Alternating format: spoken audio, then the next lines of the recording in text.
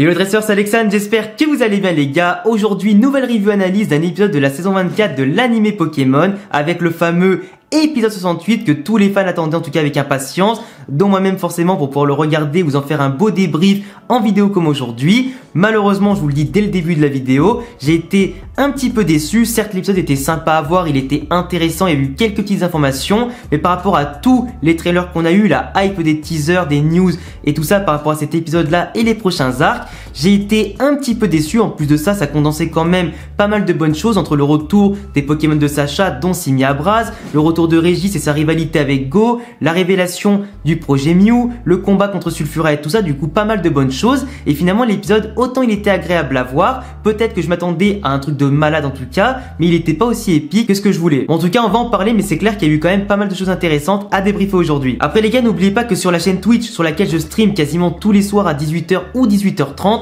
ou 20h 20h30 si vraiment j'ai pas le temps avant, je fais quand même pas mal de concepts sur les mangas, animés, Pokémon, des tournois, des tier lists, on visionne des animés et tout ça. En ce moment on regarde tous les films Pokémon les uns après les autres. Du coup aujourd'hui on est en ce moment au film 7 si je dis pas de bêtises. Je vais aussi ouvrir dans pas longtemps ce set de cartes Destinée Radieuse pour éventuellement avoir le Dracofeu Shiny. Du coup tu vois quand même qu'en stream je fais beaucoup de choses. Du coup si tu ne veux pas rater ça, viens me follow, je suis en stream quasiment tous les jours. En plus pour vous teaser un petit peu, parce que là les amis d'ailleurs je vous remercie au passage, on a passé les 100 000 abonnés, c'est absolument énorme. Il va y avoir de plus en plus de concepts travaillés sur les mangas, les animés, Pokémon et tout ça, dont un tournage qui sera exceptionnel et qui sera je pense le plus ambitieux de ma chaîne depuis le début, qui concernera un unboxing de cartes Elite Destinée Radieuse, mais ça ne sera pas une ouverture de cartes classique. C'est un concept qui est inédit en Europe, et enfin en France en tout cas je l'ai pas vu ni en Europe, que je vais tourner aussi avec un collègue du PokéTube que vous connaissez sûrement. Et en tout cas c'est un concept qui m'a demandé pas mal de temps et d'investissement. Du coup je compterai sur vous les amis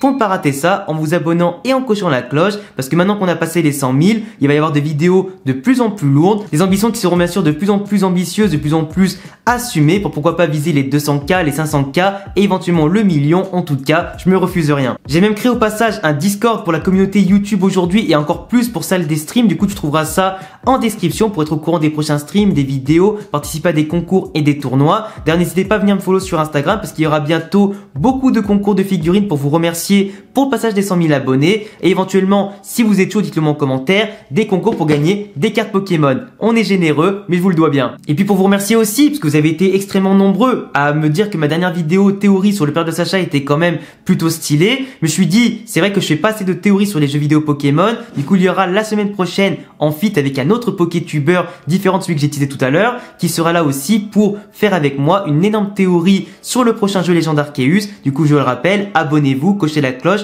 pour ne pas rater ça. Sacha et Go se rendent chez le prof chaîne qui leur parle du projet Mew. Un projet qui permet à tous ceux qui veulent capturer tous les Pokémon, en apprendre le plus possible sur eux, découvrir le mystère de tous leurs ADN et capturer Mew, de se réunir sous un même objectif. C'est d'ailleurs à la fin de l'épisode qu'on apprend que Régis fera aussi partie de ce projet Mew et deviendra une sorte de rival de Go après l'avoir été par le passé pour Sacha en tant que dresseur. Régis d'ailleurs qui a abandonné son projet de devenir scientifique ou un professeur comme son grand-père afin de parcourir le monde, en apprendre le plus possible sur les Pokémon pour rejoindre le projet. C'est d'ailleurs un petit projet qui me rappelle un petit peu les études que tu peux mener d'ailleurs sur le jeu Pokémon Go, tu sais, pour capturer entre guillemets des Pokémon comme Mew, des légendaires, des fabuleux ou des Pokémon un peu spécifiques, avec les études de terrain et tout ça. Ça montre quand même qu'entre l'animé, les jeux vidéo, les spin-offs et les applications, il peut y avoir des petits rêves un petit peu sympathiques, c'est plutôt cool. Et vous avez sûrement remarqué à la fin de l'épisode que Régis parle à une fille du coup son téléphone à qui il a envoyé notamment la plume enflammée de Sulfura en échange d'un token pour Mew. Et ben on remarque notamment à la fin de l'épisode que cette fille là, j'en avais déjà parlé dans mes dernières vidéos théorie, news et tout ça, et c'est une fille qui sera une scientifique il me semble, et qui sera aussi hyper importante, aussi importante que le dresseur qui possède un Chifour, c'est qu'on découvrira dans l'arc de Couronnège. Parce que en général, on file des tokens, du coup si tu remplis une mission, tu récupères un token, une sorte de pièce à l'effigie de Mew, pour avancer j'imagine dans les missions les plus recherchées et les plus avancées, et te rapprocher concrètement de Mew. Et franchement cet épisode là, comme je vous le disais en introduction, c'est pour moi plus un épisode de transition qui te montre les nouveaux enjeux, les objectifs et tout ça, avec bien évidemment les arcs qui vont arriver les uns après les autres, comme Isole Armure, Couronnège, la découverte de Mew Mew et tout ça. Donc forcément ça va s'accélérer au fur et à mesure des semaines. Et c'est pour ça qu'il ne faut pas rater les streams pour les voir avec moi ces épisodes là. Et ne pas rater non plus les débriefs sur la chaîne YouTube. Sacha a pu retrouver tous ses Pokémon, du moins une grande partie. Et on apprend que Simiabra s'entraîne de ouf de son côté depuis le départ de Sacha. Et en profite même pour affronter tous les Pokémon feux pour progresser. Il aurait d'ailleurs senti que Sulfura apparaîtrait dans le coin pour l'affronter. Et c'est vrai que moi personnellement je trouve ça hyper intéressant d'avoir quelques infos comme ça sur les Pokémon de Sacha. Est-ce qu'il glande, est-ce qu'il s'entraîne et tout ça. C'est vrai qu'on manque beaucoup d'informations hors caméra, j'allais dire, en dehors de l'histoire principale sur les Pokémon de Sacha. Parce que c'est vrai que les pauvres, ils doivent quand même se faire chier chez le prof Chen. Certes, ils sont bien nourris, bien occupés, etc.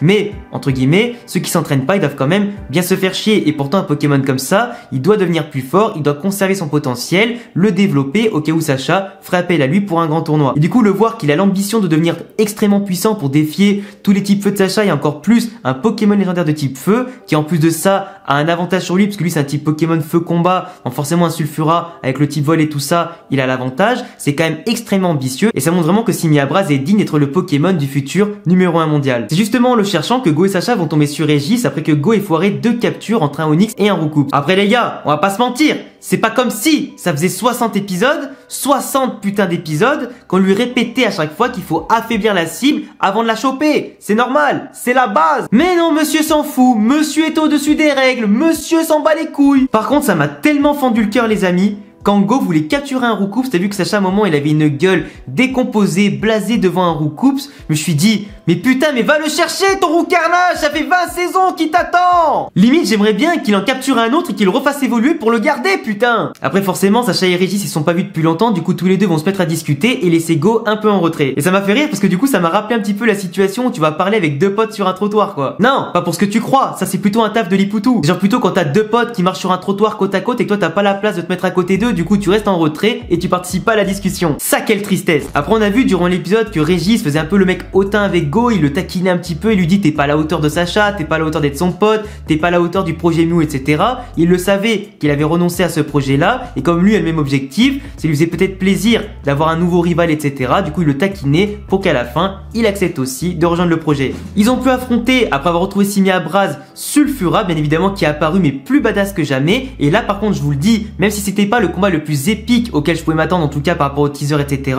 C'était quand même aujourd'hui un vrai combat contre un Pokémon légendaire. Ça n'avait rien à voir avec quelques épisodes avant, du moins la moitié de la saison, le combat contre Elector qui lui à ce moment-là était claqué au sol. Limite il avait failli être capturé par Go. Mais là vraiment t'avais vraiment l'impression d'affronter un légendaire. Genre le mec au niveau des attaques feu il ressentait rien. Quand il attaquait avec ses flammes il détruisait tout. De l'autre côté la moindre attaque qu'il faisait ça faisait quand même pas mal de dégâts sur l'environnement et les autres Pokémon. Tu sentais quand même qu'il était extrêmement puissant. Il y avait une aura de Pokémon légendaire, pas comme Elector qui était le légendaire de Wish à ce moment-là. Même s'il encaissait des attaques haut, limite il bronchait pas le mec. Insane le KFC enflammé gros. De l'autre côté t'avais Régis qui était quand même bien plus présent que Sacha dans le combat, qui était surtout beaucoup plus, j'allais dire, à son avantage parce qu'il avait un Hélicable et qu'il avait un Tortank. Mais vraiment ces combinaisons avec Tortank, je les ai trouvées hyper fluides, intelligentes. T'avais Tortank qui s'est quand même bien mis en évidence au niveau de la vitesse et tout ça. Il a réussi à faire quelques dégâts à Sulfura, avant bien évidemment de se faire massacrer derrière. Mais vraiment c'était vraiment un combat hyper intéressant à suivre, de belles combinaisons, des enchaînements, mais malheureusement je le répète, plutôt sympa, plus que épique. Simiabra finalement, qui avait quand même de grands objectifs, de grandes ambitions,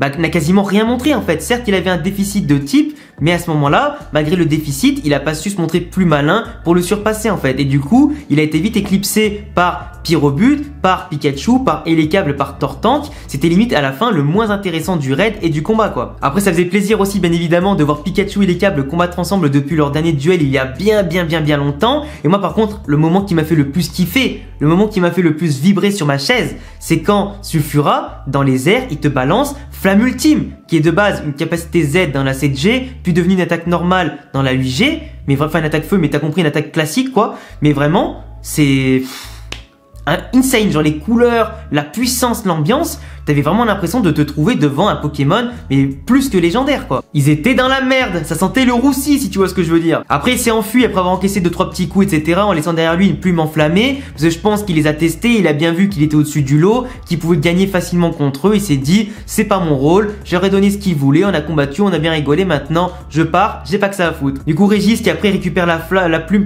qu'il envoie du coup dans le bocal avec un Corvalius qui est venu jusqu'à Kanto pour récupérer un putain de bocal et l'envoyer là où il fallait, mais tout est bien qui finit bien, tout le monde rentre, tout le monde est content de se retrouver, se disent au revoir, se disent bonne chance pour leurs objectifs. Régis, du coup, il nous a montré à qui il parlait, etc.